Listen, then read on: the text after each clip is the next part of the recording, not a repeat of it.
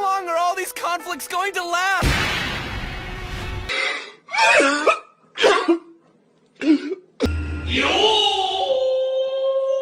So, in this specific video, the first set of fights that I want to look at are when they were kids, when they were clan leaders, and when they were like actual adults and they had their very last battle in the valley of the sad two heads. Put some respect on my name. Okay, so for this video, I'm actually only going to do them when they were alive, just because I feel like when they got reanimated, you know, that kind of threw the entire power scaling situation of Naruto just for a loop. So we're just going to keep this to when they're alive, and I wanted to start off with them as kids. Now, with that being said, there wasn't really much that we can look at when they were kids, but there were two things I wanted to bring up. First, when they were kids and they were sparring, there was this one scene that I remember very, very specifically. You notice that when they were sparring, Madara actually ends up falling on his back, while Hashirama is still standing. Now, obviously, you know, Madara boom, headshot! Throws a rock at his head and he ends up falling on his ass too, but I'm just saying, before that, I would say that's technically a win for Hashirama, like, I'm not gonna lie. But yeah, that's my first thing I wanted to bring up when they were kids. But secondly, there is the whole thing with Madara literally saying that Hashirama was stronger than him when they both realized who each other was. Madara, think we can take them? No. Hashirama is stronger than me. Like, Madara speaks facts, alright? And he said that Hashirama at the time was stronger than him. So in my opinion, when they were younger, I feel like Hashirama could be Madara. Okay, for round 2, I want to talk about them as clan leaders. When, you know, Hashirama was the Senju clan leader, obviously Madara the Uchiha clan leader. Now, they basically fought every freaking day, and at that point, I would say that made them basically even, because nobody died.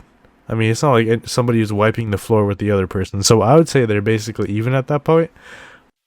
But then, that boy Tobirama hit Izuna with that flying racist strike, and my boy, it was done. Madara was gone for a little bit, but he came back with that eternal Mangekyo Sharingan and the perfect Susanoo. Now, you might be thinking, that's pretty OP, my boy, alright? But, guess what? He still got clapped by that man Hashirama, alright? I don't know, honestly, because, like, realistically, what could have changed in Hashirama's, like, arsenal at that point? Because he's always been using Wood Style, right? So that means he had Wood Style the entire time before Madara had Eternal Mangekyo Sharingan. And then after he had the Eternal Mangekyo Sharingan plus the Susanoo, he still won. Winner of round 2, Old Man Hashirama. Okay, so this leaves the very last fight. Well, when they were both alive. The very last fight at the Valley of the End. So let me just describe what each person has in their arsenal.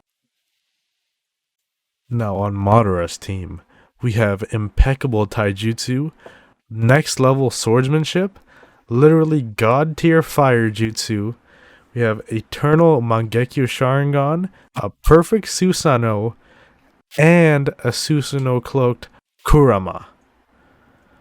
That's pretty OP, if I'm being honest. You don't see that very often.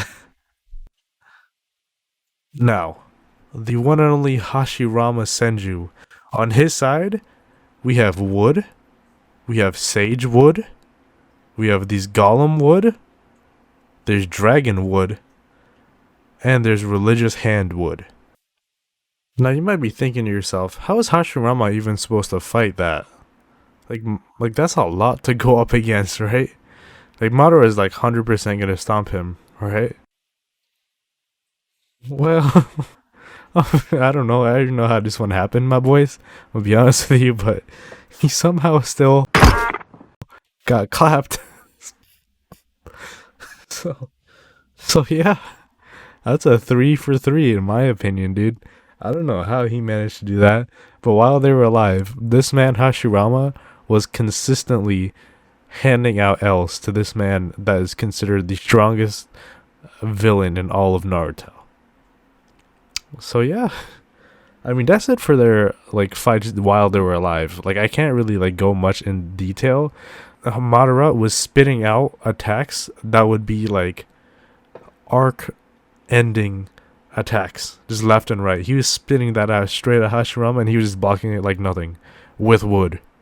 Okay, with wood. Like, don't get me wrong, his healing is obviously known to be like next level, right? Because if you get this man's cells, you're like Jesus. You just turn into Naruto Jesus.